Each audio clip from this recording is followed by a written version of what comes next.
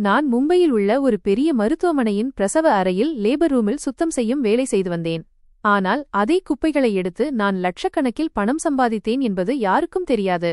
பிரசவத்தின்போது மருத்துவர்களும் செவிலியர்களும் குப்பையில் எதை வீசுகிறார்கள் என்பதை அறிந்தால் உங்களுக்கே முடிசிலிர்த்துவிடும்.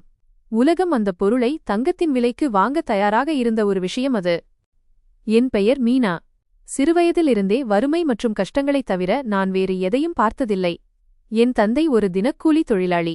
வாழ்நாள் முழுவதும் கடுமையாக உழைத்தார். ஆனால் இருவேளை உணவைக் கூட அவரால் சரியாக திரட்ட முடியவில்லை. நான் அவருக்கு ஒரே மகள். எனக்கு 2 சகோதரர்கள் இருந்தனர். அப்பாவின் உடல்நிலை மோசமடையத் தொடங்கியபோது எங்கள் வீட்டில் அடுப்பு எரியவில்லை. அவரது இருமல் அதிகரித்தது. உடல் பலவீனமடைந்து ஒருநாள் அவர் வேலைக்குச் செல்வதையே நிறுத்திவிட்டார். அப்போது என் அம்மா தைரியத்தை வரவழைத்துக் கொண்டு அதே தனியார் மருத்துவமனையில் சுத்தம் செய்யும் வேலையை தொடங்கினார். இன்று நான் வேலை செய்யும் அதே இடத்தில்தான். அது ஒரு சாதாரண வேலைதான். ஆனால் அம்மாவின் சிறிய சம்பளத்தில் எங்கள் உடைந்த வீடு எப்படியோ ஓட ஆரம்பித்தது. ஆனால் வாழ்க்கையின் அடிகள் இத்துடன் நிற்கவில்லை. நோயுடன் போராடி ஒருநாள் அப்பா இறந்து போனார். அம்மா முற்றிலும் தனிமையாகிவிட்டார். தூரத்து உறவினரின் மகனான பிர்ஜு என்பவனுக்கு அவர் என்னை திருமணம் செய்து வைத்தார். ஏனென்றால் சிறுவயதிலேயே பெரியவர்கள் எங்கள் திருமணத்தை நிச்சயம் செய்திருந்தார்கள். பிர்ஜுவுக்கு போதைப் பழக்கம் இருப்பது அம்மாவுக்கு என்ன தெரியும்? அவன் பொறுப்புகளிலிருந்து தப்பியோடும் எப்போதும் போதையில் மிதக்கும் ஒரு மனிதனாக மாறியிருந்தான். திருமணத்திற்குப் பிறகு இந்த உண்மை தெரிந்ததும் என் காலடியில் இருந்த பூமியே நழுவியது போல் இருந்தது. அம்மாவுக்கும் சர்க்கரை நோய் இருந்தது. அடிக்கடி அவரது உடல்நிலையும் மோசமடையும். எனக்கு 2 குழந்தைகள் பிறந்தன. ஒரு மகன் மற்றும் ஒரு மகள். பிர்ஜு எந்த வேலையும் செய்யவில்லை. எனவே குடும்பத்தை நடத்தும் முழு சுமையும் என் மீது விழுந்தது. ஒருநாள் அம்மாவின் சர்க்கரை அளவு மிகவும் குறைந்தபோது நான் அவர் கையை பிடித்து அழுத்தியபடி, அம்மா, இனி நீங்கள் ஓய்விடுங்கள். உங்களுக்கு பதிலாக நான் வேலைக்கு செல்கிறேன் என்று கூறினேன். அம்மாவின் கண்களில் கண்ணீர் வழிந்தது. மகளே, உனக்கு நான் எதையும் தரவில்லை. படிக்க வைக்கவும் முடியவில்லை. இந்த வறுமையை மட்டும்தான் கொடுத்தேன். இப்போது நான் செய்த அதே வேலையை நீயும் செய்யப் போகிறாயா என்று அவர் கூறினார். நான் அவர் கைகளை பிடித்துக்கொண்டு, அம்மா, எந்த வேலையும் சிறியதோ பெரியதோ இல்லை. பிர்ஜுவுடனும் நான் வாழ வேண்டுமே, குடும்பத்தின் மானத்தையும் காப்பாற்ற வேண்டுமே என்றேன். ஒரு காலத்தில் என் அம்மா நின்ற அதே இடத்தில் விதி என்னை கொண்டு வந்து நிறுத்தியது. அதே மருத்துவமனையில் அதே சீருடையில் அம்மாவின் இடத்தில் நானும் வேலை செய்யத் தொடங்கினேன். அம்மா தனது நேர்மை மற்றும் கடின உழைப்பால் மருத்துவமனையில் ஒரு நல்ல நற்பெயரை உருவாக்கியிருந்தார். அதன் பலன் எனக்கு கிடைத்தது. ஆனால் வீட்டின் வறுமை அப்படியேதான் இருந்தது. கணவனின் போதைப் பழக்கம், அம்மாவின் விலையுயர்ந்த மருந்துகள் மற்றும் குழந்தைகளின் அதிகரிக்கும் செலவுகள் ஆகியவை என் முதுகை ஒடித்தன. மாதத்தின் முதல் 10 நாட்களிலேயே சம்பளம் தீர்ந்துவிடும். எனது டியூட்டி பெரும்பாலும் பிரசவ அறையில்தான் இருக்கும். அங்கே தரையை பெருக்குவது, குப்பைகளை சுத்தம் செய்வது, மருந்துகள் மற்றும் சுத்தம் செய்யும் ரசாயனங்களை தெளிப்பது என எல்லாமே என் பொறுப்புதான். தினமும் இரத்தம், மருந்துகள் மற்றும் ரசாயனங்கள் கலந்த துர்நாற்றம் என் நாசியில் படிந்துவிடும். என் உடலில் இருந்தும் அதே துர்நாற்றம் வீசத் தொடங்கியது. பிரசவ அறை ஒரு விசித்திரமான இடம். சில நேரங்களில் குழந்தையின் முதல் அழுகை குரல் கேட்கும். சில நேரங்களில் ஒரு தாயின் அலறல் கேட்கும். ஒருபுறம் மகிழ்ச்சியான சூழல் இருக்கும், மறுபுறம் ஒருவரின் நம்பிக்கைகள் சுக்குநூறாக உடையும். வாழ்த்துகள் அக்கா, ஆண் குழந்தை பிறந்திருக்கு. இந்த நற்செய்தியை தெரிவிக்க நான் அடிக்கடி நோயாளியின் குடும்பத்தினரிடம் ஓடுவேன். ரொம்ப நன்றி அண்ணி என்று அவர்கள் சிரித்துக்கொண்டே சொல்லி யாராவது ஒரு 500 ரூபாய் நோட்டை என் உள்ளங்கையில் வைப்பார்கள். அது எனக்கு ஒரு புதையலுக்கு குறைவானது அல்ல. கொஞ்சம் கூடுதல் பணம் கிடைக்கும் என்பதால் நற்செய்தி சொல்வதில் நான் எப்போதும் முன்னணியில் இருப்பேன். ஆனால் அதுவும் ஒட்டகத்தின் வாயில் சீரகம் போட்டது போல மிக குறைவாகவே இருந்தது. வீடு திரும்பியதும் குழந்தைகள் தங்கள் ஆசைகளை பட்டியலிடுவார்கள். அம்மா, இன்று பக்கத்து வீட்டு அமித்துக்கு புது ஷூ வந்திருக்கிறது. என்னுடையது கிழிந்துவிட்டது. அல்லது, அம்மா, பள்ளியில் எல்லா குழந்தைகளும் ஜூஸ் குடிக்கிறார்கள். எனக்கும் வேண்டும். அவர்களின் வார்த்தைகள் என் நெஞ்சில் அம்பு போல் தைக்கும். எனது சம்பாத்தியம் முழுவதும் அம்மாவின் மருந்துகளுக்கும் பிர்ஜுவின் போதைக்குமே சென்றுவிடும். குழந்தைகளின் ஆசைகள் நிறைவேறாமலேயே போய்விடும். இரவில் நான் கூரையை வெறித்து பார்த்தபடி நினைப்பேன், சுத்தம் செய்து சம்பாதித்தே என் வாழ்க்கை இப்படித்தான் முடிந்துவிடுமா? வறுமை என்ற இந்த இருள் என்றாவது ஒருநாள் நீங்குமா அல்லது நீங்காதா? ஆனால் ஒருநாள் விதி தன் திசையை மாற்றியது. அது என்னை தரையிலிருந்து தூக்கி வானத்திற்கே கொண்டு சென்றது. ஆனால் நான் தினமும் எடுக்கும் அந்த குப்பையில்தான் என் அதிர்ஷ்டம் மறைந்திருக்கிறது என்பது எனக்கு எப்படி தெரியும்? அந்த ரகசியம் என்னை சில நாட்களிலேயே பணக்காரியாக்கிவிடும். ஆனால் அதன் விலையை நான் வாழ்நாள் முழுவதும் கொடுக்க வேண்டியிருக்கும். அன்று ஒரு பளபளப்பான கருப்பு கார் என் வீட்டிற்கு முன்பாக சரியாக வந்து நின்றது. தெருவில் விளையாடிக் கொண்டிருந்த எல்லா குழந்தைகளும் விளையாட்டை விட்டுவிட்டு அந்த கருப்பு காரையே ஆச்சரியத்துடன் பார்க்கத் தொடங்கினார்கள். எங்கள் தெருவில் இவ்வளவு பெரிய மற்றும் சுத்தமான கார் இதற்கு முன்னால் வந்ததே இல்லை. நான் வாசலில் நின்றபடி திகைத்துப் போனேன். என் வீட்டிற்கு முன்னால் இந்த காருக்கு இங்கே என்ன வேலை? அதிலிருந்து கோட் சூட் அணிந்த ஒரு சுத்தமான மனிதர் இறங்கினார். அவர் பாலிஷ் செய்திருந்த காலணிகள் தெருவிலிருந்த மண்ணிலும் கூட மின்னிக் கொண்டிருந்தன. அவர் ஒருமுறை என் வீட்டை பார்த்தார். பிறகு என்னை பார்த்து, நீங்கள்தான் மீனாவா என்று கேட்டார். அவருடைய குரல் கனமாகவும் உறுதியாகவும் இருந்தது. நான் பயந்து கொண்டே, ஆமாம், நான்தான் மீனா. ஏதேனும் வேலையா என்று கேட்டேன். அவர் கேட்டார், நீங்கள் மும்பையிலுள்ள அந்த பெரிய மருத்துவமனையின் பிரசவ அறையில் லேபர் ரூம் துப்புரவு வேலை செய்கிறீர்கள் அல்லவா? என் இதயம் படபடக்கத் தொடங்கியது. அவருக்கு நான் வேலை செய்யும் இடம் எப்படி தெரியும்? நான் மெதுவாக தலையசைத்தேன். ஆமாம், செய்கிறேன். ஏதேனும் பிரச்சனையா? மருத்துவமனையிலிருந்து ஏதேனும் புகார் வந்திருக்குமோ என்று நான் பயந்தேன். ஆனால் அவர் புன்னகைத்தபடி சொன்னார், இல்லை, எந்த பிரச்சனையும் இல்லை. மாறாக இப்போது உங்கள் பிரச்சனைகள் அனைத்தும் முடிவுக்கு வரப்போகின்றன. நான் அதிர்ச்சியடைந்தேன். மருத்துவமனை வேலை என்றால் அங்கேயே அழைத்திருப்பார்கள். வீட்டிற்கு வரவேண்டிய அவசியம் என்ன? நான் அவரை சந்தேகத்துடன் பார்த்துக் கொண்டிருந்தேன். அவர் கேட்டார், நான் உள்ளே வரலாமா? உங்களிடம் ஒரு முக்கியமான விஷயம் பேச வேண்டும். நான் தயக்கத்துடன் சரி, வாருங்கள் என்றேன். என்னுடைய சிறிய வீடும் உடைந்த சுவர்களும் அவருடைய விலையுயர்ந்த உடைகளுக்கு முன்னால் கூச்சப்படுவது போல் தோன்றியது. அவர் அமர்ந்தபோது அந்த பழைய நாற்காலி கீச் கீச் என்று சத்தம் போட்டது. நான் தைரியத்தை வரவழைத்துக் கொண்டு சொன்னேன், பாருங்கள், நான் அறிமுகமில்லாதவர்களிடம் பேசுவதில்லை. ஆனால் நீங்கள் என் மருத்துவமனையின் பெயரை குறிப்பிட்டீர்கள். நான் அங்கே 5 ஆண்டுகளாக வேலை செய்கிறேன். எனக்கு முன்னால் என் அம்மா 15 ஆண்டுகள் அங்கே வேலை செய்தார். இதைக் கேட்டதும் அவருடைய கண்களில் ஒரு மின்னல் தெரிந்தது. அவர் சொன்னார், அப்படியானால் மருத்துவமனைக்கு உள்ளே நடக்கும் ஒவ்வொரு விஷயமும் உங்களுக்கு தெரிந்திருக்கும், குறிப்பாக பிரசவ அறையைப் பற்றி. நான் சொன்னேன், ஆமாம் தெரியும், ஆனால் அங்கே அனைவரும் நேர்மையாக வேலை செய்கிறார்கள். தவறான விஷயங்கள் எதுவும் நடப்பதில்லை. அவர் சற்று முன்னால் சாய்ந்து சொன்னார், அவர்களுடைய இந்த நல்ல குணத்தைத்தான் நாம் சற்று சாதகமாக பயன்படுத்திக் கொள்ள வேண்டும். அதன் மூலம் உங்களுக்கு நீங்கள் கற்பனை செய்து கூட பார்க்க முடியாத அளவிற்கு பணம் கிடைக்கும். நான் ஆச்சரியத்துடன் கேட்டேன், என்ன லாபம்? அவர் புன்னகைத்துச் சொன்னார், நீங்கள் தினமும் குப்பைகளை அகற்ற வேண்டுமல்லவா? அந்த குப்பையிலேயே உங்களை சில நாட்களிலேயே கோடீஸ்வரராக்கக்கூடிய ஒரு விஷயம் இருக்கிறது. அவருடைய அந்த வார்த்தை என் தலையில் சுத்தியலால் அடித்தது போல் இருந்தது. கோடீஸ்வரியா, அதுவும் குப்பையிலிருந்து? ஒரு கணம் இந்த மனிதர் ஒருவேளை பைத்தியமாக இருக்கலாம் அல்லது என்னை கேலி செய்கிறாரோ என்று எனக்கு தோன்றியது. என் வறுமையை கேலி செய்ய வந்தீர்களா? என் குரல் திடீரென்று கடுமையாக மாறியது. நீங்கள் பணக்காரர்கள், நாங்கள் குப்பை எடுப்பவர்கள் என்பது உண்மைதான். ஆனால் எங்களை எங்கள் வாழ்க்கையை வாழவிடுங்கள். இங்கிருந்து கிளம்புங்கள். அவர் என் பேச்சைக் கேட்டு கோபப்படுவதற்கு பதிலாக லேசாக புன்னகைத்தார். மீனா அவர்களே, நான் உங்களுக்குச் சொல்லப்போகும் விஷயம் ஒருவேளை உங்கள் மருத்துவமனையின் பெரிய டாக்டர்களுக்கு கூட தெரிந்திருக்காது. ஏனெனில் இது இந்தியா. இங்கே பெண்களுக்கு குழந்தை பிறந்த பிறகு ஒரு விலைமதிப்பற்ற விஷயம் தூக்கி எறியப்படுகிறது என்பதை மக்கள் உணர்வதே இல்லை. அதன் மூலம் ஆயிரக்கணக்கில் அல்ல, லட்சக்கணக்கில் சம்பாதிக்க முடியும். அவருடைய பேச்சில் ஏதோ ஒரு விஷயம் என் கோபத்தை ஆர்வமாக மாற்றியது. அது என்ன விஷயம்? அப்படி என்ன விலைமதிப்பற்றது? அதை நான் சொல்கிறேன். அவர் தனது பையிலிருந்து ஒரு மடிக்கப்பட்ட சீட்டை எடுத்தார். நாளை முதல் எப்போதெல்லாம் பிரசவம் நடக்கிறதோ அப்போதெல்லாம் நீங்கள் குப்பையிலிருந்து அந்த பொருளை எடுத்து தனியாக ஒரு பையில் வைத்துவிட வேண்டும். சரி, வைத்துவிடுகிறேன் என்று நான் ஆர்வத்துடன் சொன்னேன்.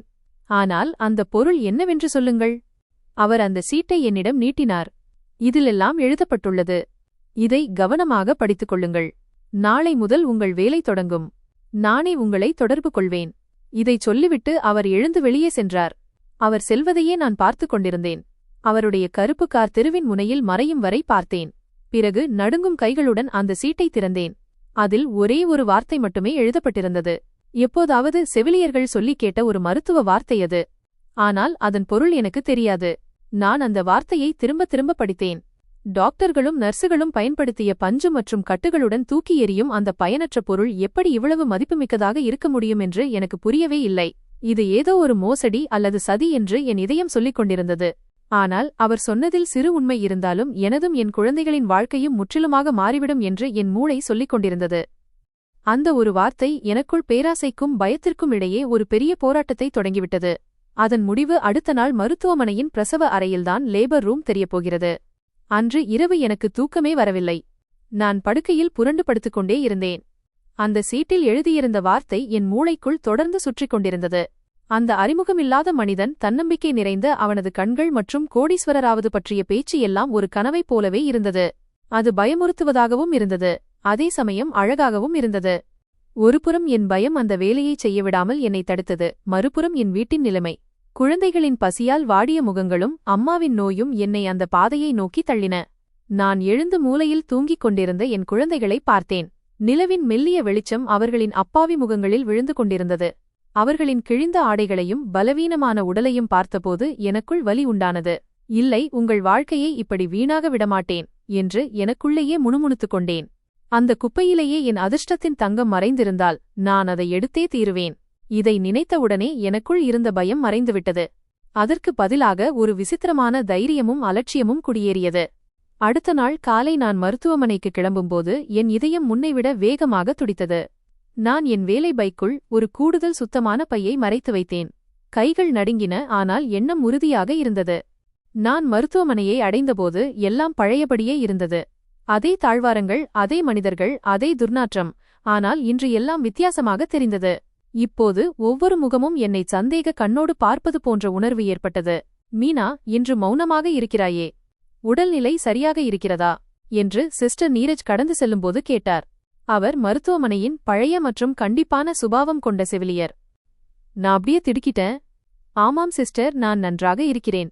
இரவில் தூக்கம் வரவில்லை, அவ்வளவுதான். சரி, வேலையில் கவனம் செலுத்து. இன்று அதிகாலையிலேயே 3 பிரசவ வழக்குகள் வந்துள்ளன.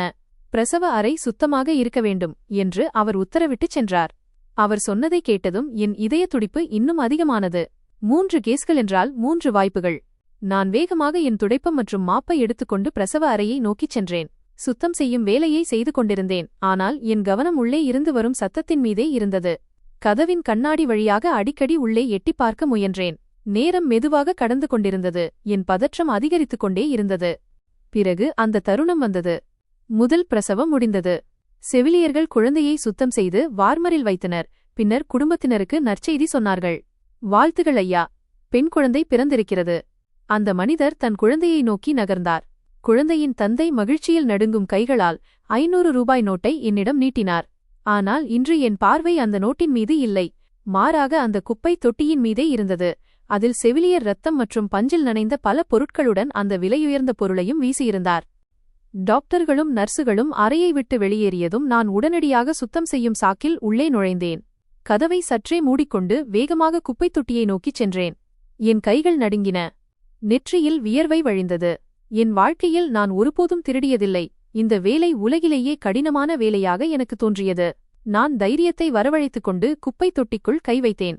இரத்தம் மற்றும் பிற அசுத்தங்களை பார்த்தபோது எனக்கு வாந்தி வருவது போல் இருந்தது. ஆனால் அந்த அறிமுகமில்லாத மனிதனின் வார்த்தைகள் என் காதுகளில் ஒலித்தன. இது உன்னை சில நாட்களிலேயே கோடீஸ்வரராக்கிவிடும்.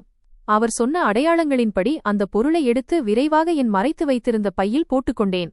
அப்போது கதவு திடீரென திறக்கப்பட்டு ஒரு ஜூனியர் நர்ஸ் உள்ளே வந்தார். ஏய் மீனா, நீ இன்னும் இதை சுத்தம் செய்யவில்லையா? சீக்கிரம் செய், நாம் அடுத்த நோயாளியை கொண்டு வர வேண்டும். நான் கையும் களவுமாக பிடிபட்டது போல் உணர்ந்தேன். சட்டென்று அந்த பையை வாளிக்கு அடியில் மறைத்து வைத்தேன். சரி சிஸ்டர், இன்னும் 5 நிமிடத்தில் எல்லாவற்றையும் சுத்தம் செய்து விடுகிறேன் என்று பதற்றத்துடன் சொன்னேன். அவர் சென்ற பிறகுதான் எனக்கு உயிர் வந்தது. இந்த விஷயம் பிடிபடுவதற்கு மிக அருகிலேயே இருந்தது. மாலை வரை நான் இதேபோல் பயந்து கொண்டே மறைந்து இன்னும் 2 பைகளை சேர்த்தேன். வேலை முடிந்ததும் நான் அந்த பையை என் பெரிய பைக்குள் மறைத்து வைத்துவிட்டு மருத்துவமனையின் பின் வாசல் வழியாக வெளியேறினேன்.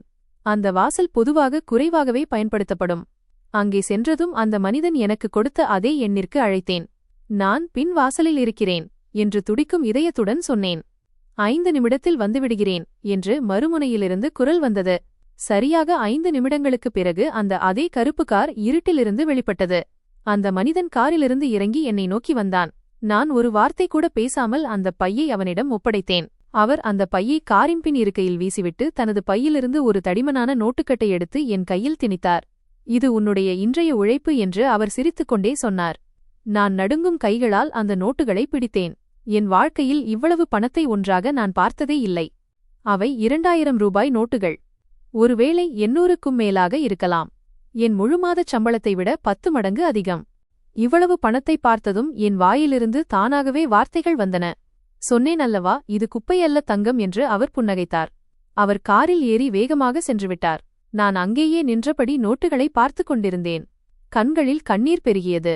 பயம், குற்றம் மற்றும் அவமானம் என்ற அந்த உணர்வை விட இப்போது பேராசையும் மகிழ்ச்சியும் மேலோங்கி நின்றது. அந்த நேரத்தில் எனக்கு என் பசியுள்ள குழந்தைகள், நோயுற்ற அம்மா மற்றும் ஒரு பிரகாசமான எதிர்காலம் மட்டுமே கண்ணுக்கு தெரிந்தது. நான் அந்த கணமே முடிவு செய்தேன், இனி இந்த வேலையை நான் தினமும் செய்வேன். மருத்துவமனையிலிருந்து வீட்டிற்கு செல்லும் வழி காற்றில் பறந்து செல்வது போல இருந்தது. கையிலிருந்த அந்த நோட்டுக்கட்டு இப்போது வெறும் காகித துண்டுகளாக தெரியவில்லை. அவை என் நம்பிக்கைகள், என் குழந்தைகளின் கனவுகள், என் அம்மாவின் ஆரோக்கியத்திற்கான உத்தரவாதம். பயம் மற்றும் குற்ற உணர்வு இப்போது எங்கோ பின் தங்கிவிட்டது. அதற்கு பதிலாக ஒரு விசித்திரமான போதை போன்ற மகிழ்ச்சி குடியேறியது.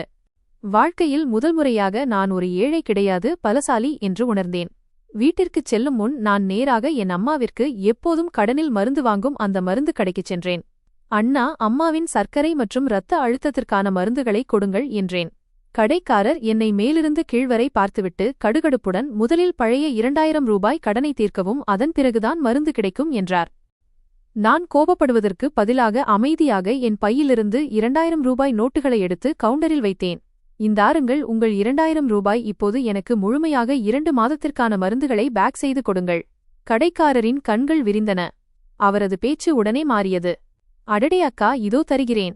நீங்கள் சற்று அமருங்கள். இன்றுதான் முதல் முறையாக பணத்தின் வலிமையின் உண்மையான அர்த்தம் எனக்கு புரிந்தது. அங்கிருந்து நான் பழம் மற்றும் காய்கறி கடைக்குச் சென்றேன். என் குழந்தைகள் எப்போதெல்லாம் ஆசையுடன் பார்த்தார்களோ அந்த எல்லா பழங்களையும் வாங்கினேன். பிறகு மளிகை கடையிலிருந்து ஒரு மாதத்திற்கு தேவையான பொருட்களை வாங்கினேன்.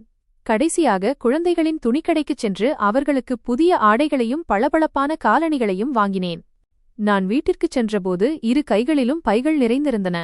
அம்மா பாருங்கள் என்று என் மகன் ஒரு பையிலிருந்து புதிய சட்டையை எடுத்து மகிழ்ச்சியில் கத்தினான். என் மகள் புதிய காலணிகளை தன் மார்போடு அணைத்துக் கொண்டாள். அவர்களின் முகத்தில் இருந்த அந்த உண்மையான மகிழ்ச்சியை பார்த்தபோது நான் எந்த குற்றமும் செய்யவில்லை, மாறாக ஒரு புண்ணியமான காரியத்தை செய்திருக்கிறேன் என்று தோன்றியது. அம்மா என் கையை பிடித்து ஒரு மூலைக்கு அழைத்து சென்றார். அவர் முகத்தில் மகிழ்ச்சியுடன் கவலையும் இருந்தது. மீனா, இதெல்லாம் எங்கிருந்து வந்தது?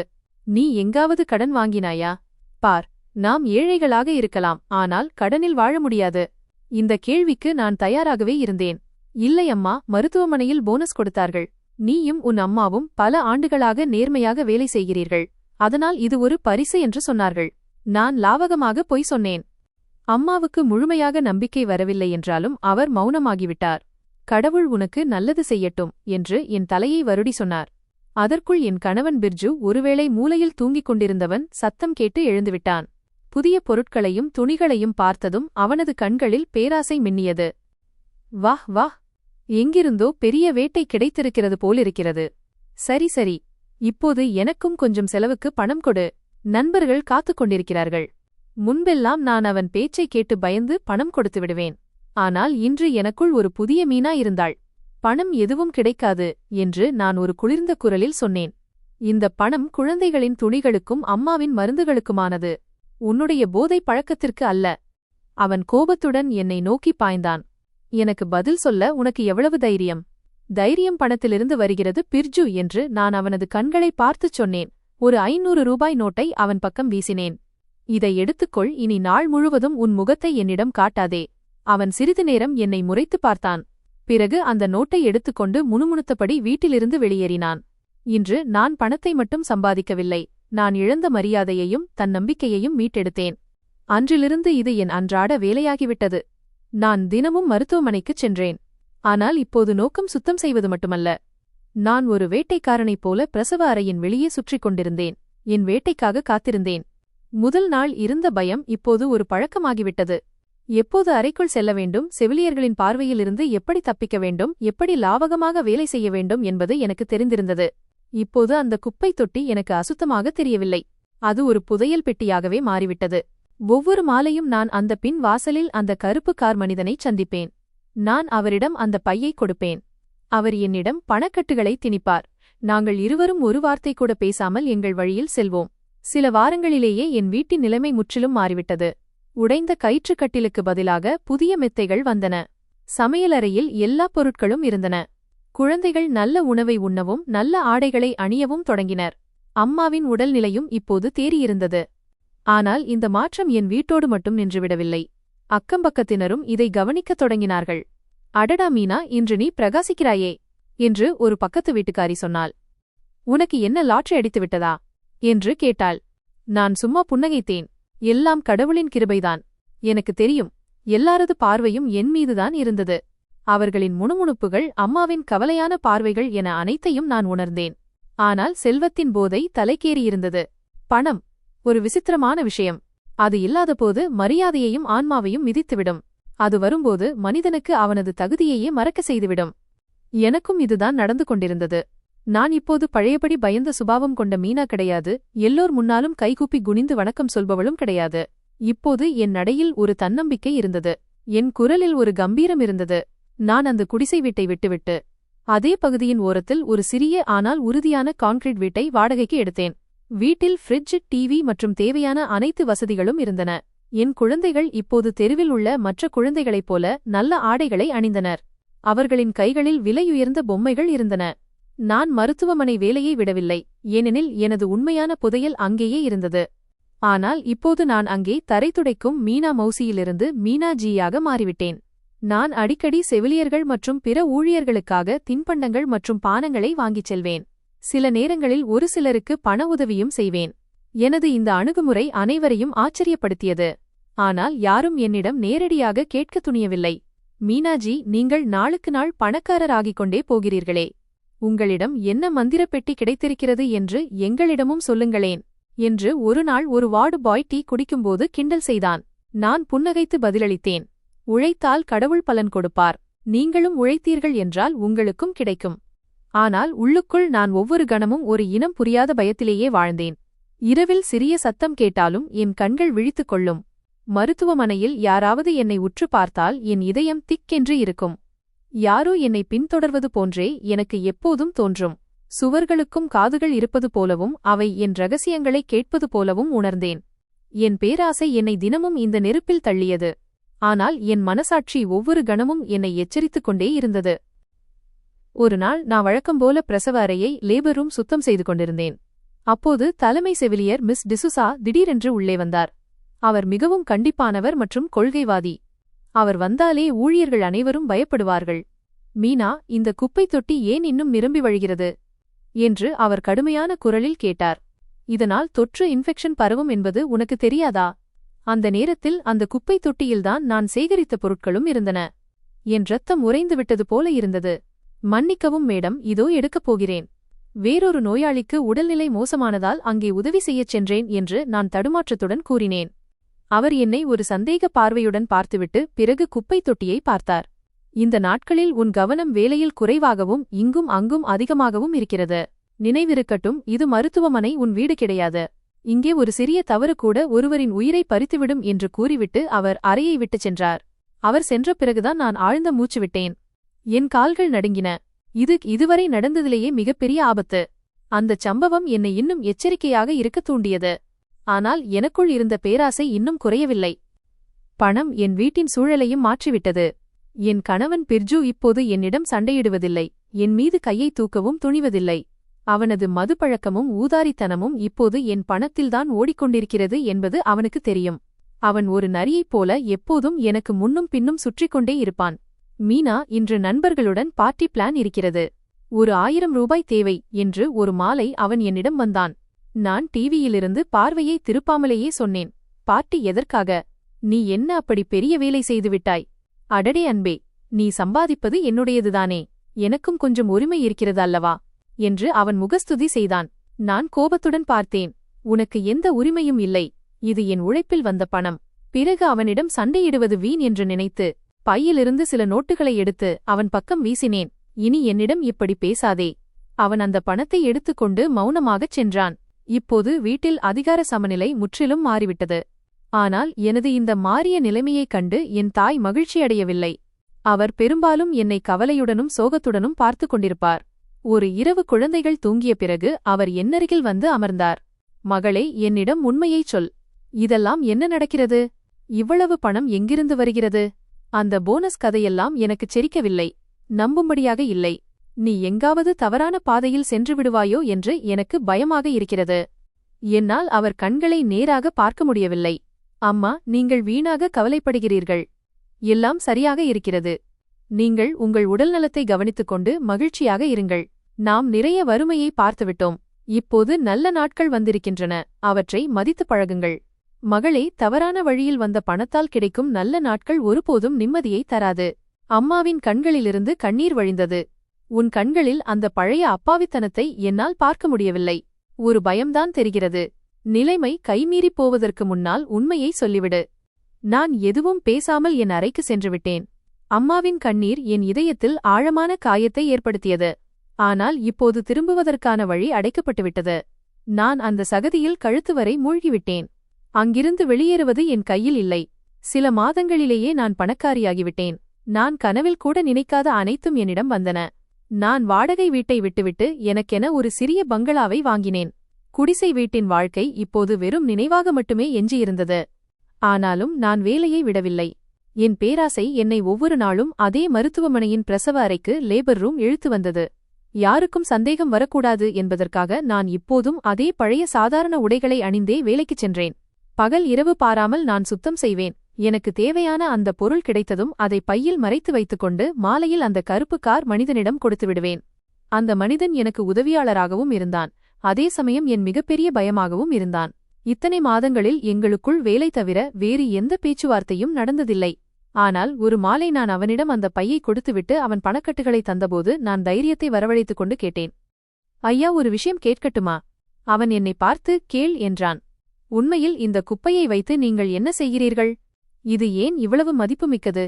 அவன் சில நொடிகள் மௌனமாக இருந்தான். பிறகு புன்னகைத்தான். உனக்கு பணம் வேண்டுமா அல்லது அதன் விவரம் வேண்டுமா? அதிகமாக தெரிந்து கொள்ள முயற்சி செய்யாதே. இது மற்ற நாடுகளுக்கு அனுப்பப்படுகிறது என்று மட்டும் புரிந்து கொள். அங்கே மக்கள் இதற்கு நல்ல விலை கொடுக்கிறார்கள். ஆனால் ஏன் என்று நான் மீண்டும் கேட்டேன். அவன் சொன்னான், மீனாஜி, ஒரு மனிதனின் குப்பை மற்றொரு மனிதனின் புதையல். இதைச் சொல்லிவிட்டு அவன் காரின் கண்ணாடியை உயர்த்திக் கொண்டு அங்கிருந்து சென்றுவிட்டான். அவனது பதில் என் மூளையில் பல கேள்விகளை விட்டு சென்றது. நான் இந்த வேலையில் எவ்வளவு தூரம் சிக்கிக்கொண்டே போனேனோ அவ்வளவு தூரம் என் பயமும் பதற்றமும் அதிகரித்துக் கொண்டே இருந்தது. மருத்துவமனையில் இப்போது சூழல் மாறிக்கொண்டிருந்தது. நான் திடீரென்று எப்படி பணக்காரியானேன் என்பது இப்போது அனைவருக்கும் தெரிந்திருந்தது. டாக்டர்களும் நர்சுகளும் இப்போது அடிக்கடி என்னை நிறுத்தி அதைப் பற்றி கேட்டுக்கொண்டே இருந்தார்கள். எல்லாவற்றையும் விட சிஸ்டர் நீரஜின் கண்கள் எப்போதும் என்மீதே நிலைத்திருந்தன. பிரசவ அறைக்கு அருகில் நான் சும்மா சுற்றிக் கொண்டிருக்கும்போது அவர் அடிக்கடி என்னை பிடித்து விடுவார். மீனா, உன் டியூட்டி காலை ஷிஃப்டிலேயே முடிந்துவிடுகிறது. பிறகு இந்த நேரத்தில் நீ இங்கே என்ன செய்கிறாய்? ஒரு மதிய வேளையில் அவர் என்னை தாழ்வாரத்தில் தடுத்து நிறுத்தினார். நான் வீட்டிற்கு சென்று கொண்டிருந்தேன். ஏதாவது வேலை இருக்குமா என்று பார்க்க வந்தேன் என்று நான் பயந்து கொண்டே சொன்னேன். அவர் புன்னகைத்து கேலியாகச் சொன்னார், வேலைதான் நீ இப்போது அதிகமாகச் செய்கிறாயே மீனா. உன் குடிசை வீடு இப்போது அரண்மனையாக மாறிவிட்டது. எங்களுக்கும் எப்போதாவது காட்டேன். அவருடைய பேச்சில் ஒளிந்திருந்த சந்தேகம் என் இதயத்தில் அபாயமணியை ஒலித்தது. நான் பேச்சை மாற்ற முயன்றேன். சிஸ்டர், கடவுள் கொடுக்கும்போது கூரையை பிச்சு கொண்டு கொடுப்பார். என்னை போன்ற ஏழை மீது அவருக்கு கருணை வந்துவிட்டது. இதில் ஆச்சரியப்பட என்ன இருக்கிறது? அவர் கண்களை உருட்டிப் பார்த்தார். ஆச்சரியம் என்னவென்றால், மீனா, கடவுளின் கருணை ஏன் பிரசவ அறையின் குப்பைத் தொட்டியில் மட்டும் பொழிகிறது என்பதுதான். இதை கேட்டதும் என் காலடியில் இருந்த பூமி நழுவியது போல் இருந்தது. அவருக்கு ஏதேனும் தெரிந்துவிட்டதா? அவர் என்னை பார்த்துவிட்டாரா? நான் பதில் சொல்லாமல் அங்கிருந்து நகர்ந்தேன். முதல் முறையாக என் ஆட்டம் முடியப்போகிறது என்று எனக்கு தோன்றியது. வீட்டிற்குச் சென்றபோது அம்மா பூஜை பாயில் அமர்ந்திருந்தார். கண்களில் கண்ணீர் வழிந்து கொண்டிருந்தது. என்னை பார்த்ததும் அவர் கைகூப்பி கடவுளை பார்த்தார். கடவுளை, என் மகள் தவறான பாதையில் சென்றுவிட்டாள். இந்த பணம் ஏதேனும் தீய செயலால் வருகிறதென்றால் அவளுக்கு நல்ல புத்தியைக் கொடு அல்லது அவளை இந்த சகதியிலிருந்து காப்பாற்று. அவருடைய வார்த்தைகள் என் மார்பில் அம்பு போல் தைத்தன. அம்மா, என்ன பேசுகிறீர்கள்? உங்கள் மகளைப் பற்றியே இப்படியா என்று நான் கத்தினேன். அவர் எழுந்து நின்றார். அவர் கண்களில் பாசத்திற்கு பதிலாக கோபம் இருந்தது. ஆம் மீனா, ஏனென்றால் நான் ஒரு திருடி மற்றும் பாவியின் தாயாக இருக்க விரும்பவில்லை. உண்மையைச் சொல், இந்த பணம் எங்கிருந்து வருகிறது? இல்லையென்றால் நாளை நானே மருத்துவமனைக்குச் சென்று அனைவரிடமும் கேட்டுவிடுவேன். அவர் சொன்னதை கேட்டு நான் உடைந்து போனேன். அவர் காலில் விழுந்து கதறி அழுதேன். அம்மா, என்னை மன்னித்து விடுங்கள்.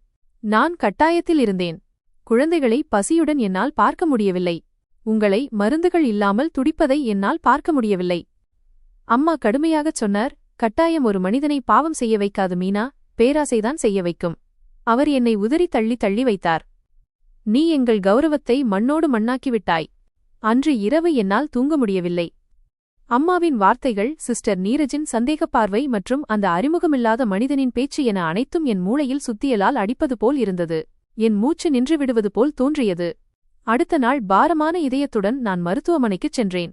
இன்று கடைசியாக இந்த வேலையைச் செய்வேன் என்று நான் முடிவு செய்திருந்தேன். பிறகு அந்த மனிதனை சந்தித்து இனி இதெல்லாம் நடக்காது என்று வெளிப்படையாக சொல்லிவிட வேண்டும். என்னிடம் இப்போது ஒரு சிறிய வேலையை தொடங்குவதற்கு தேவையான அளவு பணம் இருந்தது. நான் மீண்டும் என் லாக்கரை திறந்தபோது சீருடையில் யூனிஃபார்ம் இருந்து ஒரு மடிக்கப்பட்ட சீட்டு விழுந்தது. என் இதயம் திக்கென்று இருந்தது. நடுங்கும் கைகளுடன் நான் அந்த சீட்டை திறந்தேன். அதில் எழுதப்பட்டிருந்தது, குப்பையிலிருந்து நீ எதை எடுக்கிறாய் என்று எனக்கு தெரியும். ஒரு கணம் என் மூச்சு நின்றுவிட்டது. காலடியில் இருந்த பூமி நழுவியது போல் இருந்தது. இதை யார் எழுதியது? யாருக்கு என் ரகசியம் தெரிந்துவிட்டது? மூளை வேகமாக வேலை செய்யத் தொடங்கியது. இது தலைமை செவிலியர் மிசஸ் டிசுசாவா? அல்லது என் மீது பொறாமை கொண்ட வேறு யாராவது துப்புரவு தொழிலாளியா? அல்லது சிஸ்டர் நீரஜா? ஆம், அவராகத்தான் இருக்க முடியும். அவருடைய சந்தேக பார்வைகளும் பேச்சும் நினைவுக்கு வந்ததும் என் இதயம் மூழ்கியது. நான் அந்தச் சீட்டை முஷ்டிக்குள் நசுக்கி பைக்குள் திணித்துக் கொண்டேன். ஏதோ ஒன்றுமே நடக்காதது போல காட்டிக்கொள்ள முயன்றேன். ஆனால் உள்ளுக்குள் என் உடல் முழுவதும் நடுங்கிக் கொண்டிருந்தது. சீருடையை மாற்றிக்கொண்டு நான் வேலையில் இறங்கினேன். ஆனால் கவனம் எங்கோ இருந்தது. கண்கள் அடிக்கடி சிஸ்டர் நீரஜை தேடிக்கொண்டே இருந்தன. அவர் நர்சிங் ஸ்டேஷனில் மற்ற செவிலியர்களுடன் சிரித்துக் கொண்டிருந்தார். அவரது முகம் சாதாரணமாக இருந்தது. இது என் பிரமையா அல்லது யாராவது விளையாடுகிறார்களா? இன்று பிரசவ அறைக்குச் செல்ல எனக்கு தைரியமே இல்லை. வேறு வார்டுகளில் சுத்தம் செய்து கொண்டிருந்தேன். ஆனால் யாரோ பின்னால் நிற்பது போன்றே எப்போதும் தோன்றியது. யாரோ என்னை கண்காணிப்பது போல் இருந்தது. ஒவ்வொரு சத்தத்திற்கும் இதயம் துடித்தது. மருத்துவமனை கட்டிடம் இன்று எனக்கு ஒரு சிறைச்சாலையைப் போல தெரிந்தது. வேலை முடிந்ததும் நான் உடைகளை மாற்றிக்கொண்டு வேகமாக வெளியேறத் தொடங்கினேன். இன்று அந்த கருப்பு கார் மனிதனை சந்திக்கக் கூடாது என்று நான் முடிவு செய்திருந்தேன். இந்த விஷயம் சற்று அடங்கும் வரை சில நாட்கள் இடைவெளி எடுக்க நினைத்தேன். நான் எப்போதுமே ஆள் நடமாட்டமில்லாத மருத்துவமனையின் பின் தாழ்வாரம் வழியாகச் சென்று கொண்டிருந்தேன். அப்போது பின்னால் இருந்து ஒரு குரல் கேட்டது. மீனா? இது சிஸ்டர் நீரஜின் குரல். நான் திரும்பியபோது அவர் நின்றிருந்தார். முகம் மிகவும் தீவிரமாக இருந்தது. நில் மீனா, உன்னிடம் நான் ஒன்று பேச வேண்டும். என் ரத்தம் உறைந்துவிட்டது. சொல்லுங்கள் சிஸ்டர், வேலை முடிந்துவிட்டது. வீட்டிற்குச் செல்ல வேண்டும். குழந்தைகள் தனியாக இருக்கிறார்கள் என்று நான் சாக்கு சொன்னேன். அவர் சொன்னார், வேலை முடிந்திருக்கலாம், ஆனால் உன்னுடைய அந்த சிறப்பு வேலை இன்னும் பாக்கி இருக்கிறது இல்லையா? அவரது குரல் குளிர்ந்திருந்தது மற்றும் கடுமையானதாக இருந்தது. இப்போது எனக்கு புரிந்துவிட்டது, தப்பிக்க வழியே இல்லை. நான் மௌனமாக தலைகுனிந்து நின்றேன். அவர் சொன்னார், நேற்று நான் உன்னை மருத்துவமனைக்கு பின்னால் அந்த கருப்பு கார் மனிதனிடம் பார்த்தேன். முன்பக்க வாசல் வழியாக வராத அவன் யார்? என் கண்களில் இருந்து கண்ணீர் வழிந்தது. நான் சுவரின் ஓரத்தில் அமர்ந்து கதறி அழுதேன். சிஸ்டர், தயவுசெய்து யாரிடமும் சொல்லாதீர்கள். நான் அழிந்து விடுவேன். என் குழந்தைகள் அனாதையாகி விடுவார்கள். அவர் என் அருகில் வந்து அமர்ந்தார். இப்போது அவரது குரலில் கடுமைக்கு பதிலாக ஆர்வம் இருந்தது. நான் யாரிடமும் சொல்ல மாட்டேன், நீ உண்மையைச் சொன்னால். உண்மையில் அந்த பைகளில் என்ன இருக்கிறது? நீ ஏன் அதை இவ்வளவு மறைவாக கொண்டு செல்கிறாய்? நீ எப்படி திடீரென்று இவ்வளவு பணக்காரியானாய்? நான் விக்கல் எடுத்தபடி பேசத் தொடங்கினேன். சிஸ்டர், நீங்கள் ஒரு பெண்ணுக்கு பிரசவம் செய்யும்போது பிரசவத்திற்குப் பிறகு அந்த ஜவ்வு, அதாவது நஞ்சு கொடியை பிளசண்டா குப்பையில் எறிகிறீர்களே, நான் அதை திருடி விற்கிறேன். இதை கேட்டதும் சிஸ்டர் நீரஜின் முகத்தில் அருவருப்பும் ஆச்சரியமும் படர்ந்தன. என்ன பைத்தியமா உனக்கு மீனா? அது ஒரு அசுத்தமான தேவையற்ற பகுதி. அதை யார் வாங்குவார்கள்? நான் தாழ்ந்த குரலில் சொன்னேன், எனக்கு தெரியாது சிஸ்டர். ஆனால் அந்த மனிதன் அது மிகவும் மதிப்புமிக்கது என்று சொன்னான். ஆனால் ஏன்? உண்மையில் அவன் இதை வைத்து என்ன செய்கிறான் என்று அவர் கோபமாக கேட்டார். நான் நடுங்கிக் கொண்டே சொன்னேன். அவன் சொன்னான், அந்த ஜவ்வை வைத்து பெரிய பெரிய நிறுவனங்கள் கிரீம்கள் மற்றும் ஊசிகளை இன்ஜெக்ஷன்ஸ் தயாரிக்கின்றன என்று. பணக்கார பெண்கள் சுருக்கங்களை போக்கவும் இளமையாக தெரியவும் பயன்படுத்துகிறார்களே, அந்த ஆன்டி ஏஜிங் கிரீம்களில் இந்த நஞ்சு கொடி பயன்படுத்தப்படுகிறது. சிஸ்டர் நீரஜின் முகத்தில் இப்போது மயான அமைதி நிலவியது. கண்களில் ஆச்சரியம், அருவருப்பு மற்றும் அதிர்ச்சி என அனைத்தும் கலந்திருந்தது. அவர் மௌனமாக நான் சொன்னதை கேட்டுக்கொண்டிருந்தார். அவர்கள் ஒருபோதும் நினைத்து பார்த்திராத ஒரு உண்மை இது. அவர்கள் தினமும் அழுக்கு என்று நினைத்து தூக்கி எறிந்த ஒரு விஷயம் உண்மையில் லட்சக்கணக்கான ரூபாய் மதிப்புள்ள தங்கமாக இருந்தது. ஒரு பெண்ணின் உடலில் இருந்து வெளிவந்து மற்றொரு பெண்ணின் முகத்தின் அழகை அதிகரிக்க அது பயன்பட்டது. ரகசியம் அம்பலமானது. சிஸ்டர் நீரஜின் கண்களில் ஓடிய சந்தேகம் மற்றும் ஆச்சரியத்தின் அலை ஒவ்வொரு கணமும் மாறிக்கொண்டிருந்தது. நான் அவர் காலடியில் அமர்ந்திருந்தேன். இப்போது அவர் நிர்வாகத்தை அழைப்பார், போலீஸ் வரும், என் வாழ்க்கையெல்லாம் முடிந்துவிடும் என்று என் விதியின் தீர்ப்புக்காக காத்திருந்தேன். இந்த எண்ணம் என் மூளையில் மீண்டும் மீண்டும் ஓடிக்கொண்டிருந்தது. ஆனால் அவரது மௌனம் அதிகரித்துக் கொண்டே சென்றது. அவர் என்னை பார்க்கவில்லை, மாறாக முன்னால் இருந்த சுவரையே உற்று பார்த்து கொண்டிருந்தார். அவரது மூளை ஏதோ ஆழமான சிந்தனையில் மூழ்கியிருப்பது போல இருந்தது. அப்படியானால் இந்த விஷயங்கள் சுருக்கங்களை போக்குகின்றன என்று நீ சொல்கிறாயா என்று அவர் இறுதியாக மௌனத்தை கலைத்தார். அவரது குரலில் கோபமில்லை, ஒரு விசித்திரமான பலவீனமான முணுமுணுப்பு மட்டுமே இருந்தது. இதன் மூலம் லட்சக்கணக்கில் பணம் கிடைக்கும் என்பதை அவர் யோசிப்பது போல தெரிந்தது. நான் அழுது கொண்டே அந்த அமைதியில் தலையசைத்தேன். ஆமாம் சிஸ்டர் நீரஜ், நான் உங்களிடம் எல்லா உண்மையையும் சொல்லிவிட்டேன். இப்போது நீங்கள் கொடுக்கும் எந்த தண்டனையையும் நான் ஏற்றுக்கொள்கிறேன். தயவுசெய்து என் குழந்தைகளை மட்டும் பார்த்துக் கொள்ளுங்கள். எனது வேண்டுதலை அவர் கவனித்ததாகவே தெரியவில்லை. அவரது கவனம் எங்கோ இருந்தது. அந்த மனிதன் ஒவ்வொரு பைக்கும் எவ்வளவு பணம் தருகிறான், ஒரு நாளில் நீ எவ்வளவு சேகரிக்கிறாய் என்று அவர் கேட்டார். அவரது கேள்விகள் எனக்கு ஆச்சரியத்தை அளித்தன.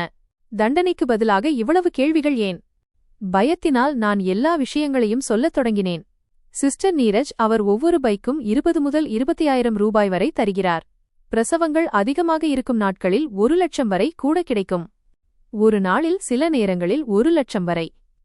இந்த வார்த்தை அவரது வாயிலிருந்து ஒரு முணுமுணுப்பாக வெளிவந்தது. திடீரென்று அவரது முகத்தில் பல மாதங்களுக்கு முன்பு எனக்குள் பார்த்த அதே பேராசையை கண்டேன். அவரது பார்வை தனது கைகளின் மீது நிலைத்தது. கோடுகளிலும் சிறிய சுருக்கங்களிலும் நின்றது. எனக்கும் தோன்றியது, ஒரு காலத்தில் எனக்குள் நடந்த அதே போராட்டம் இப்போது அவரது மூளையிலும் நடந்து கொண்டிருந்தது. அவர் தனது பணியில் கண்டிப்பானவர், ஆனால் நேர்மையான செவிலியர். ஆனால் ஒருவேளை அவரது தேவைகள் அந்த நேர்மையை விட பெரியதாக இருந்திருக்கலாம். ஒருவேளை அவருக்குள்ளும் சில நிறைவேறாத கனவுகள் இருந்திருக்கலாம். அவற்றை சிறிய சம்பளத்தில் நிறைவேற்ற முடியாது. ஒரு நீண்ட விசித்திரமான மௌனத்திற்குப் பிறகு அவர் பெருமூச்சுவிட்டு என்னை பார்த்தார். அவரது கண்களில் இப்போது எந்த கருணையோ அல்லது கோபமோ இல்லை. ஒரு குளிர்ந்த வியாபாரத் தந்திரம் மட்டுமே மின்னியது. எழுந்திரு மீனா, கண்ணீரை துடைத்துக்கொள். உனக்கு எந்த தண்டனையும் கிடைக்காது என்று அவர் தீர்ப்பு சொல்வது போல கூறினார். நான் ஆச்சரியத்துடன் அவரை பார்த்தேன். என்ன சொல்கிறீர்கள் என்று கேட்டேன். அதாவது, நாளை முதல் இந்த வேலையை நீ மட்டும் தனியாக செய்யப் போவதில்லை. அவரது இந்த வார்த்தை எனக்கு முந்தைய ரகசியத்தை விட பெரிய அதிர்ச்சியாக இருந்தது. எனக்கு புரியவே இல்லை. சிஸ்டர் நீரஜ் எழுந்து நின்று என் கையை பிடித்தார். இப்போது அழுது வடிப்பதை நிறுத்து. வேலையை தொடங்கும் நேரம் வந்துவிட்டது. நீ இதுவரை மிகவும் முட்டாள்தனமாக வேலை செய்திருக்கிறாய். எப்போது வேண்டுமானாலும் பிடிபட்டிருக்கலாம். ஆனால் இனி அப்படி நடக்காது என்று அவர் ரகசியமான குரலில் கூறினார். இனி ஒரு பிரசவம் முடிந்ததும் அந்த பை குப்பை தொட்டிக்குச் செல்லாது. நானே அதை எடுத்து யாரும் வராத அந்த மருத்துவக் கிடங்கின் மெடிக்கல் ஸ்டோர் ரூம் மூலையில் வைத்துவிடுவேன். அங்கே அது பாதுகாப்பாக இருக்கும். நீ அடிக்கடி பிரசவ அறைக்கு வெளியே நிற்க வேண்டிய அவசியமில்லை. வேலை முடிந்து செல்லும்போது நீ கிடங்கிலிருந்து பையை எடுத்துக்கொண்டு வெளியே சென்று அந்த மனிதனிடம் கொடுத்துவிடு. புரிந்ததா? அவரது கண்டிப்பான பேச்சைக் கேட்டு நான் உறைந்து போனேன். எந்த பெண்ணை பார்த்து நான் மரண பயம் கொண்டேனோ அவரே இப்போது அந்த தவறான வேலையை இன்னும் பாதுகாப்பாகச் செய்வது எப்படி என்று எனக்கு கற்றுக் கொடுத்துக் கொண்டிருந்தார். வரும் பணத்தில் அவர் தனது நிபந்தனையையும் வைத்தார். அதில் 30% எனக்குச் சேர வேண்டும். மெதுவாக இந்த விளையாட்டு எனக்கு புரிய ஆரம்பித்தது. இது கருணையல்ல, இது ஒரு கூட்டு வியாபாரத்திற்கான பார்ட்னர்ஷிப் அழைப்பு. அவர் எனது தேவையையும் பயத்தையும் தனது முன்னேற்றத்திற்கான கருவியாக மாற்றிக்கொண்டார். ஆனால் சிஸ்டர் நீரஜ், இது ஒரு குற்றம் அல்லவா என்று என் வாய் தானாக கேட்டது. அவர் ஒரு கசப்பான வெறுமையான சிரிப்பை சிரித்தார். நீ மட்டும் தனியாக லட்சக்கணக்கில் சம்பாதித்துக் கொண்டிருந்தவரை அது குற்றமாக தெரியவில்லையா மீனா? மருத்துவமனை நிர்வாகம் இந்த விலைமதிப்பற்ற பொருட்களை தீயிட்டு அழித்துவிடுகிறது. இது யாருக்காவது பயன்பட்டு நமக்கு கொஞ்சம் பணம் தருகிறது என்றால் அதில் என்ன தவறு? நாம் யாருடைய உரிமையையும் பறிக்கவில்லை. நமது பங்கை மட்டும் எடுத்துக்கொள்கிறோம். என்னிடம் மறுப்புச் சொல்ல எந்த வழியும் இல்லை. நான் மறுத்தால் அவர் ஒரே நிமிடத்தில் நிர்வாகத்திடம் அனைத்தையும் சொல்லிவிடுவார். ஒரு வேட்டைக்காரனிடம் இருந்து தப்பிக்க நான் மற்றொரு ஆபத்தான வேட்டைக்காரனிடம் தஞ்சமடைந்தேன். சரி சிஸ்டர் நீரஜ், எனக்கு சம்மதம் என்று நான் தாழ்ந்த குரலில் கூறினேன். அவர் என் தோளில் தட்டினார். நீ வீட்டிற்கு செல், கவலைப்படாதே. நாளை முதல் நமது புதிய வேலை தொடங்கும். அன்று நான் மருத்துவமனையை விட்டு வெளியேறியபோது நான் தனியாக இல்லை. என்னுடன் இப்போது அந்த தவறான வேலையில் இன்னொருவரும் சேர்ந்துவிட்டார். ஒரு படித்த சீனியர் செவிலியர். எங்களின் இந்த புனிதமற்ற உறவு எந்த இலக்கை நோக்கிச் செல்லும் என்று எனக்கு தெரியவில்லை. ஆனால் ஒன்று மட்டும் தெளிவாக இருந்தது. ஆபத்தும் வருமானமும் இப்போது இரட்டிப்பாகியிருந்தது. சிஸ்டர் நீரஜின் செல்வாக்கு மற்றும் மருத்துவமனையின் நடைமுறைகள் பற்றிய அறிவு காரணமாக எங்கள் வேலை இப்போது மிகவும் சுத்தமாகவும் குறைவான ஆபத்துள்ளதாகவும் மாறியது. எந்த நேரத்தில் எந்த தாழ்வாரம் காலியாக இருக்கும் என்பது அவருக்கு தெரியும். எந்த டாக்டரின் டியூட்டி எப்போது மாறும், எந்த ஸ்டோர் ரூம் சாவி எங்கே தொங்குகிறது என்பது அவருக்கு தெரியும். இப்போது நான் நாள் முழுவதும் பிரசவ அறையின் வெளியே சுற்ற வேண்டிய அவசியமில்லை. நீரஜே பொருட்களை பாதுகாப்பான இடத்திற்கு சேர்த்து விடுவார். நான் வேலை முடிந்து செல்லும்போது அதை எடுத்துக்கொண்டு திரும்புவேன். பணம் இப்போது வெள்ளமாக பாயத் தொடங்கியது. முன்னதாக நான் தினமும் 500 ரூபாய் சம்பாதித்த இடத்தில் இப்போது அந்த தொகை 1 முதல் 1.5 லட்சம் வரை எட்டத் தொடங்கியது. ஏனெனில் சிஸ்டர் நீரஜ் தனது செல்வாக்கை பயன்படுத்தி மற்ற அறுவை சிகிச்சை கூடங்களிலிருந்தும் விலைமதிப்பற்ற பொருட்களை எடுப்பதற்கான வழியை கண்டுபிடித்தார். மொத்த தொகையில் 40 விழுக்காடு சிஸ்டர் நீரஜுக்கும் 60 விழுக்காடு எனக்கும் என்று நாங்கள் முடிவு செய்தோம். ஏனெனில் வெளியாட்களுடன் தொடர்பு கொள்வதும் பேரம் பேசுவதும் அந்த ஆபத்தும் இன்னும் என்னிடம்தான் இருந்தது. செல்வம் என் வாழ்க்கையை முற்றிலுமாக மாற்றிவிட்டது. நான் ஒரு சிறிய கார் வாங்கினேன். என் குழந்தைகள் நகரின் சிறந்த பள்ளிகளில் படிக்கத் தொடங்கினர். என் அம்மாவின் சிகிச்சைக்காக நகரின் மிகப்பெரிய மருத்துவரிடம் அப்பாயின்மெண்ட் வாங்கினேன். ஆனால் அம்மா இப்போதும் என்னிடம் மகிழ்ச்சியாக இருக்கவில்லை. நான் கொடுத்த வசதிகளை அவர் பயன்படுத்தினார். ஆனால் அவரது கண்களில் எனக்காக எப்போதும் ஏமாற்றமும் பயமும் இருந்தது. மீனா, இதெல்லாம் எவ்வளவு காலம் நடக்கும் என்று அவர் அடிக்கடி என்னிடம் கேட்பார். எந்தவொரு விஷயத்தின் அடித்தளம் பலவீனமாக இருக்கிறதோ அது நீண்ட காலம் நிலைக்காது. அம்மா, நீங்கள் கவலைப்படாதீர்கள், நான் எல்லாவற்றையும் பார்த்துக் கொள்கிறேன் என்று நான் எப்போதும் அவரது பேச்சை தவிர்த்து விடுவேன். மறுபுறம் சிஸ்டர் நீரஜின் வாழ்க்கையிலும் பெரிய மாற்றம் ஏற்பட்டுக் கொண்டிருந்தது. அவர் தனது பழைய மோட்டார் சைக்கிளை விற்றுவிட்டு ஒரு சிறிய கார் வாங்கினார். இப்போது அவர் விலையுயர்ந்த ஆடைகளையும் பிராண்டட் பைகளையும் பயன்படுத்தத் தொடங்கினார். அவரது இந்த திடீர் மாற்றம் மருத்துவமனையில் அனைவரின் கவனத்தையும் ஈர்த்தது. சிஸ்டர் நீரஜுக்கும் ஏதோ லாட்டரி அடித்துவிட்டது போல தோன்றியது. மக்கள் அவருக்கு பின்னால் பேசத் தொடங்கினர். எங்களுக்குள் இப்போது நட்பு இல்லை, வெறும் வியாபார உறவு மட்டுமே இருந்தது. கணக்கு பார்க்கவும் அடுத்த திட்டத்தை தீட்டவும் மட்டுமே நாங்கள் பேசிக்கொள்வோம். பேராசை எங்கள் இருவரையும் ஆட்கொண்டிருந்தது. மீனா, இந்த மனிதன் நமக்கு மிக குறைந்த பணமே தருகிறான் என்று ஒருநாள் நீரஜ் என்னிடம் சொன்னார். இந்த பொருட்கள் வெளிநாடுகளில் லட்சக்கணக்கில் விற்கும், நமக்கு வெறும் ஆயிரங்களில்தான் கிடைக்கிறது. நாம் ஒரு புதிய வாடிக்கையாளரை தேட வேண்டும். இல்லை சிஸ்டர், இது மிகவும் ஆபத்தானது என்று நான் உடனடியாக மறுத்தேன். கிடைப்பது என்ன குறைவா? அதிக பேராசை நமக்கே பாதிப்பை தரும். என் பேச்சை கேட்டு அவர் கோபத்துடன் சொன்னார், நீ எப்போதும் பயந்து கொண்டே இருக்கிறாய். அதனால்தான் வாழ்நாள் முழுவதும் இப்படியே இருந்தாய். பணம் சம்பாதிக்க துணிச்சல் வேண்டும். பிறகு நான் பயந்த அதே நாள் வந்தது. மருத்துவமனை நிர்வாகம் பாதுகாப்பை அதிகரிக்க ஒவ்வொரு தாழ்வாரத்திலும், குறிப்பாக ஸ்டோர் ரூம்கள் மற்றும் பின்வாசலில் புதிய சிசிடிவி கேமராக்களை பொருத்தியது.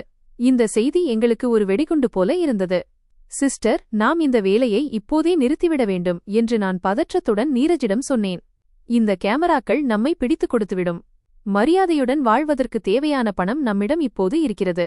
பைத்தியமாக இருக்காதே மீனா என்று அவர் என்னை அதட்டினார். பணம் என்பது எப்போதும் போதுமானதாக இருக்காது. இந்த கேமராக்களில் இருந்தும் தப்பிக்க நான் ஒரு வழியை கண்டுபிடிப்பேன். கேமராவால் பார்க்க முடியாத இடங்கள், பிளைண்ட் ஸ்பாட்ஸ் எங்கே இருக்கின்றன என்று எனக்கு நன்றாக தெரியும். நீ கவலைப்படாதே. ஆனால் எங்களைச் சுற்றியுள்ள வலை இறுகுவதை நான் உணர்ந்தேன். இது கடவுள் கொடுத்த எச்சரிக்கை. ஆனால் நீரஜ் தனது பேராசையினால் அதை புரிந்து கொள்ளவில்லை. அதே வாரம் ஒரு நாள் மருத்துவமனையில் பிரசவ வழக்குகள் அதிகமாக இருந்தன. எங்களிடம் பொருட்களும் அதிகமாகச் சேர்ந்திருந்தன. எப்போதும் மிகவும் கவனமாக வேலை செய்யும் நீரஜ் அன்று பேராசை மற்றும் அவசரத்தினால் ஒரு பெரிய தவறு செய்துவிட்டார். வேலையைச் சீக்கிரம் முடிக்க வேண்டும் என்பதற்காக எல்லா பொருட்களையும் தனித்தனி பைகளில் வைப்பதற்கு பதிலாக ஒரு பெரிய மருத்துவ கழிவு பையில் மெடிக்கல் வேஸ்ட் பேக் போட்டுவிட்டார். அவர் ஸ்டோர் ரூமிலிருந்து அந்த பையை எடுத்துக்கொண்டு வெளியே வரும்போது ஒரு ஜூனியர் நர்ஸ் அவரை பார்த்துவிட்டார். அவர் வணக்கம் கூறிவிட்டு கடந்து சென்றுவிட்டார். ஆனால் சிஸ்டர் நீரஜ் ஏன் தனியாக இவ்வளவு பெரிய பையை எடுத்துச் செல்கிறார் என்ற கேள்வி அந்த ஜூனியர் நர்ஸின் மனதில் எஞ்சியது. அந்த மாலை வேளையில் நான் அந்த கருப்பு கார் மனிதனை சந்திக்க பின் வாசலுக்குச் சென்றபோது அவர் மிகவும் பதற்றமாக தெரிந்தார். சீக்கிரம் செய். இப்போது இங்கே பாதுகாப்பு மிகவும் பலப்படுத்தப்பட்டுள்ளது. எல்லா இடங்களிலும் கேமராக்கள் பொருத்தப்பட்டுள்ளன. இதுவே நமது கடைசி டீலாக இருக்கலாம் என்று எனக்கு தோன்றுகிறது என்று அவர் பணத்தை என் கையில் கொடுத்துவிட்டு வேகமாக காரை ஓட்டிச் சென்றார். அவருடைய வார்த்தைகள் என் இதயத்தில் ஆழமாக இறங்கின. கடைசி டீல் மைனஸ் என் இதயம் அவர் உண்மையைத்தான் சொல்கிறார் என்று சொல்லியது. எங்கள் விளையாட்டு இப்போது முடியப் போகிறது. அந்த ஜூனியர் நர்ஸ் மிஸ் டிசுசாவிடம் அனைத்தையும் சொல்லிவிட்டார். மிஸ்ஸஸ் டிசுசா ஏற்கனவே என் மீதும் நீரஜ் மீதும் சந்தேகம் கொண்டிருந்தார். அவர் உடனடியாக எச்சரிக்கையானார். அவர் நிர்வாகத்திடம் பேசி கடந்த சில நாட்களின் சிசிடிவி பதிவுகளை எடுத்தார். ஆதாரம் அவர் கண்களுக்கு முன்பே இருந்தது. பதிவுகளில் சிஸ்டர் நீரஜ் பிரசவம் முடிந்ததும் பிரசவ அறையிலிருந்து நேராக ஸ்டோர் ரூமிற்கு செல்வதும் சிறிது நேரம் கழித்து ஒரு பெரிய பையுடன் வெளியே வருவதும் தெளிவாக தெரிந்தது. பிறகு சில மணி நேரம் கழித்து நான் அதே ஸ்டோர் ரூமிற்கு சென்று அதே பையை எடுத்துக்கொண்டு பின் வாசல் வழியாக வெளியேறுகிறேன். இது தினமும் மீண்டும் மீண்டும் நடந்து கொண்டிருந்தது. நாங்கள் பாதுகாப்பானது என்று நினைத்த எங்கள் முழு திட்டமும் இப்போது ஒரு சிறிய திரையில் ஒரு திரைப்படத்தைப் போல ஓடிக்கொண்டிருந்தது. அடுத்த நாள் நான் என் பொருட்களை எடுத்துக்கொண்டு பின் வாசலை நோக்கிச் சென்றபோது என் இதயம் ஏற்கனவே மூழ்கிக் கொண்டிருந்தது. நான் வாசலுக்கு வெளியே கால் வைத்ததுமே மருத்துவமனையின் 2 பாதுகாப்பு காவலர்களும் மிஸ் டிசுசாவும் என்னைச் சூழ்ந்து கொண்டனர். மீனா, இந்த பையில் என்ன இருக்கிறது? மிஸ் டிசுசாவின் குரல் குளிர்ந்தும் கடுகடுப்பாகவும் இருந்தது. ஒரு கணம் என் உலகம் சுழன்றது. பை என் கையிலிருந்து விழுந்தது. உள்ளே இருந்த இரத்தக்கரை படிந்த பைகள் வெளியே சிதறின. காவலர் அருவருப்புடனும் வெறுப்புடனும் முகத்தை திருப்பிக் கொண்டார். ஆட்டம் முடிந்துவிட்டது என்று எனக்கு தெரிந்தது. நான் அங்கேயே தரையில் விழுந்து கதறி அழத் தொடங்கினேன். சிஸ்டர் நீரஜ் மருத்துவமனை இயக்குநரின் அலுவலகத்திற்கு அழைக்கப்பட்டார். அவர் பொய் சொல்ல எவ்வளவோ முயற்சி செய்தார். ஆனால் வீடியோ ஆதாரங்கள் அவர் முன்னால் வைக்கப்பட்டபோது அவருடைய எல்லா கர்வமும் நம்பிக்கையும் உடைந்தது. அவருடைய அலறல் அந்த தளம் முழுவதும் கேட்டது. போலீஸ் வரவழைக்கப்பட்டது. இந்த ஊழல் நகரம் முழுவதும் காட்டுத்தீ போல பரவியது. மருத்துவமனையின் நற்பெயருக்கு பெரிய அடி விழுந்தது. அந்த கருப்பு கார் மனிதனைப் பற்றிய எந்த தகவலும் கிடைக்கவில்லை. ஆபத்து என்று தெரிந்ததும் அவர் இருந்த சுவடே தெரியாமல் காணாமல் போய்விட்டார். இந்த முழு விளையாட்டிலும் அவர் மட்டுமே தப்பித்தார். வழக்கு நடந்தது. சிஸ்டர் நீரஜ் படித்த மற்றும் சீனியர் செவிலியர் என்பதால் தனது தொழிலை களங்கப்படுத்திய குற்றத்திற்காக அவருக்கு கடுமையான தண்டனை கிடைத்தது. அவரை விட எனக்கு குறைவான தண்டனை கிடைத்தது. ஆனால் சிறை கம்பிகள் என் விதியாகவும் மாறின. நான் சம்பாதித்த வீடு, கார், பணம் என அனைத்தும் பறிமுதல் செய்யப்பட்டன. என் குடும்பம் மீண்டும் அதே பழைய குடிசைக்கே திரும்பியது. ஆனால் இம்முறை அவர்கள் வறுமையுடன் சேர்த்து அவமானம் என்ற கரையையும் சுமந்தனர். அம்மா அந்த அதிர்ச்சியில் நோய்வாய்ப்பட்டார். என் குழந்தைகள் அவர்களின் தாய் செய்த தவறுக்காகவும் மக்களின் ஏளன பேச்சுகளுக்காகவும் தண்டனையை அனுபவித்துக் கொண்டிருந்தனர். இன்று பல ஆண்டுகளுக்குப் பிறகு நான் சிறையின் அந்தச் சிறிய அறையில் அமர்ந்து என் வாழ்க்கையை பின்னோக்கி பார்க்கிறேன். நான் செய்த செயலுக்காக வெட்கப்படுகிறேன். நான் திருடினேன், பாவம் செய்தேன், பேராசையில் கண்மூடித்தனமாக இருந்தேன் என்பது எனக்கு தெரியும். நான் அதற்கான தண்டனையை அனுபவிக்கிறேன். அதை முழுமனதாக ஏற்றுக்கொள்கிறேன். ஆனால் என் குழந்தைகள் முதல்முறையாக புத்தாடை அணிந்து பள்ளிக்கு சென்றபோது அவர்களின் முகத்தில் இருந்த மகிழ்ச்சி நினைவுக்கு வருகிறது. அம்மாவுக்கு சரியான நேரத்தில் மருந்து கிடைத்தபோது அவர் முகத்திலிருந்த நிம்மதி நினைவுக்கு வருகிறது. நான் செய்த அனைத்திற்கும் ஆரம்பம் பேராசையல்ல, மாறாக தேவையும் அன்பும்தான். என் குழந்தைகளின் சிறந்த எதிர்காலத்திற்காக ஒரு கனவு கண்டதுதான் நான் செய்த ஒரே குற்றம். நான் தவறான பாதையை தேர்ந்தெடுத்தேன். அதன் விளைவு மிகவும் மோசமாக இருந்தது. ஆனால் இரவின் இருட்டில் என் குடிசையில் என் பசியுள்ள குழந்தைகளின் முகங்களை பார்த்தபோது எனக்கு வேறு எந்த வழியும் தெரியவில்லை. நான் இதற்கான விலையை கொடுத்தேன், மிக அதிக விலையை கொடுத்தேன். ஆனால் என் குடும்பத்திற்கு நான் கொடுத்த அந்த சில நொடிகள் மகிழ்ச்சி இந்த தண்டனையை விட மதிப்புமிக்கதா? இந்த கேள்விக்கு எனக்கு ஒருபோதும் பதில் கிடைக்காது. நேர்மையற்ற செல்வம் சிறிது காலத்திற்கு வசதிகளை தரலாம். ஆனால் மனிதனின் நிம்மதியையும் மரியாதையையும் அது என்றென்றும் பறித்துவிடும். நண்பர்களே, இதுதான் என் கதையின் பாடம். இந்த கதை முற்றிலும் கற்பனையானது.